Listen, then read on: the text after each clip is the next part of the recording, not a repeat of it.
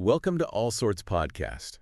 Are you ready for another deep dive with us? I know I am. Me too. This time we're going deep beneath the streets of Paris. Ooh, Paris. Into the catacombs. Oh, spooky. We've got a ton of sources for this one. Historical accounts. Of course. Visitor guides. And naturally. Even some architectural blueprints. Nice. I love a good blueprint. So we're going to try and figure out, it's like, what's the story behind these fascinating...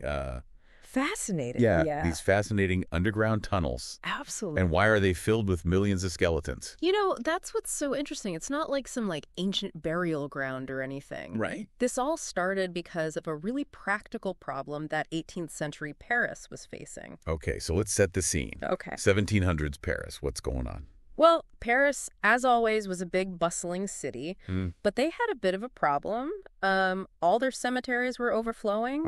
People kept dying. Yeah, people do that. Yeah, unfortunately they do.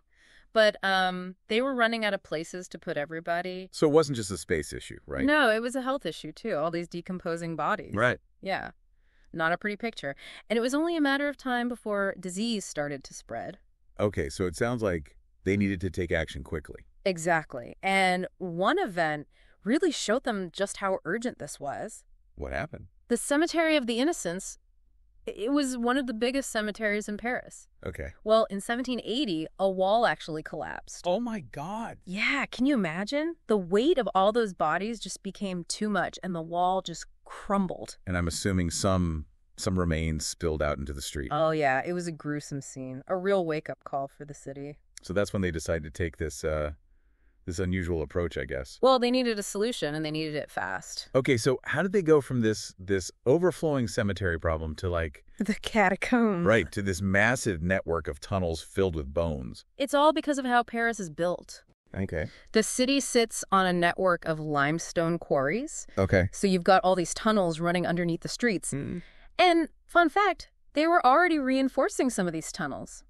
Why? Well, to keep the city from collapsing. You know, Right. They didn't want the streets to cave in. So someone, and we don't know who, unfortunately had a pretty brilliant idea. What was that? Why not use those tunnels for the bones? So they just decided to move all the remains underground. It was a massive undertaking. Yeah, I can imagine. They spent years transporting skeletons from all the cemeteries in Paris. Wow. And get this, they mostly did it at night. Oh, wow. Yeah, picture this.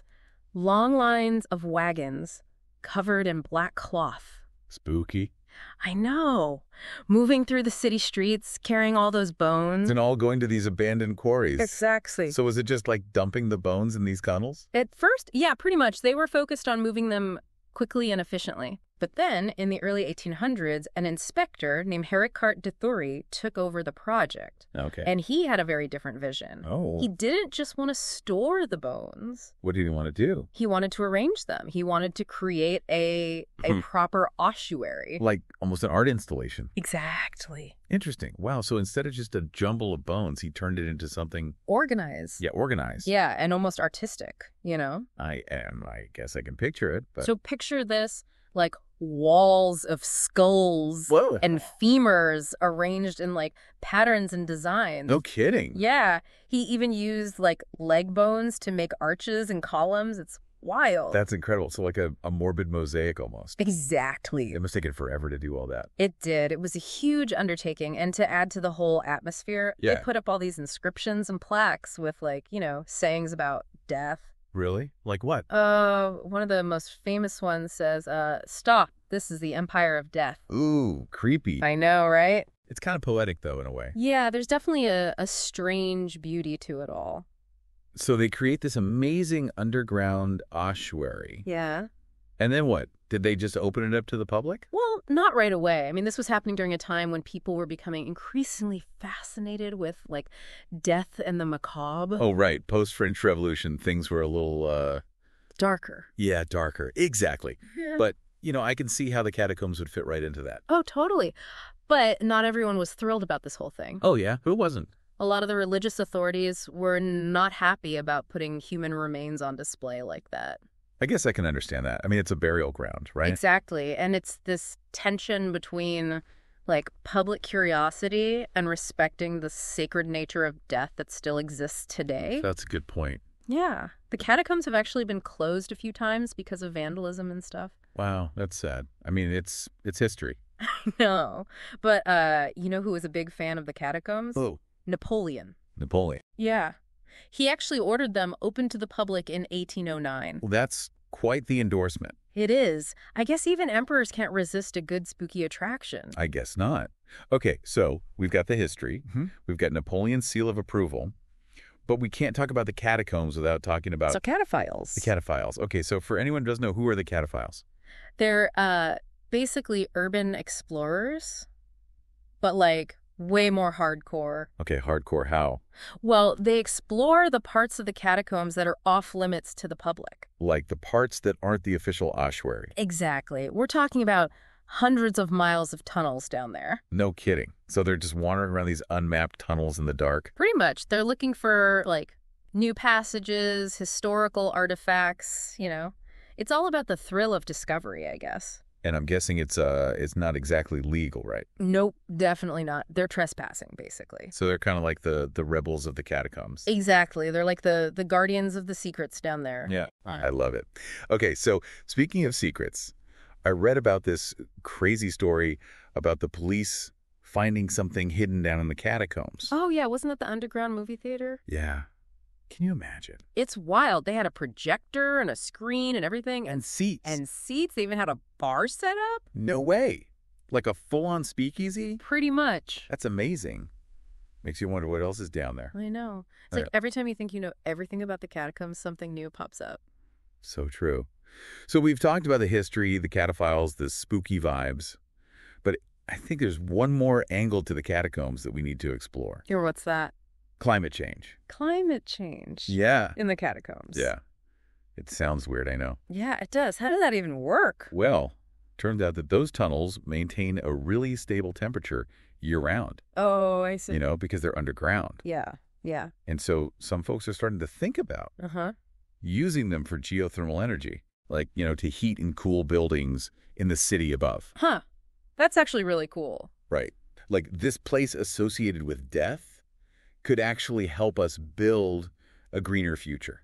That is so ironic. I love it. Pretty wild, right? So, like, I don't know the technical details. But... Well, I mean, the basic idea is you use these heat exchangers to, like, pull the thermal energy from the tunnels. Okay. And then you use that energy to heat buildings in the winter and cool them in the summer. Oh, I see. It's pretty clever, right? Super clever.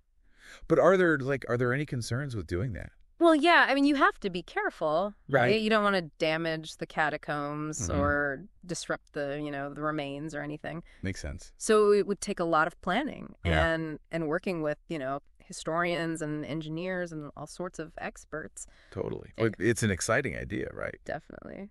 It shows how even these like unexpected places can offer solutions to modern problems. It's so true. You know, it's funny. We've talked about all these different aspects of the catacombs. Yeah, we have. The history, the cataphiles, the artistry, even climate change. It's wild. And I keep coming back to this idea of like duality. Duality. Yeah, like above ground, Paris is this vibrant city. The city of lights. Right. But then underneath it all, you have this silent city of the dead. Yeah, it's kind of a reminder, isn't it? Of what? That like life and death are always intertwined, I guess. That's a good way to put it. And walking through those tunnels, surrounded by all those bones, it really gives you a different perspective on things. So, like it makes you appreciate the present moment. Yeah. And it makes you think about like what you want to leave behind. Your legacy. Yeah, your legacy. Not like, statues and stuff. Right. But like how you impacted the world, even in small ways. So the connections you make, right? Yeah, exactly. Yeah. So as we're wrapping up here, what are some final thoughts you want to leave our listeners with? Well, I think the catacombs are a really good example of how the past can still speak to us today. Yeah. They started as a solution to a very practical problem. Right. But they've become so much more than that. It's true. They're like a work of art, a historical site, even a potential source of renewable energy. It's amazing, right? And they make you think about life and death and what it all means. They really do. And I think that's a pretty powerful thing. It is. And, I hope it inspires people to to be a little more curious about the world around them. Yeah, to explore those hidden corners, those unexpected places. Exactly. Well said. And speaking of exploring, if you want to dive deeper into all sorts of fascinating topics, Ooh, tell me more. well, you should definitely subscribe to All Sorts Podcast on YouTube Of course. and follow us on X, Instagram, and Threads.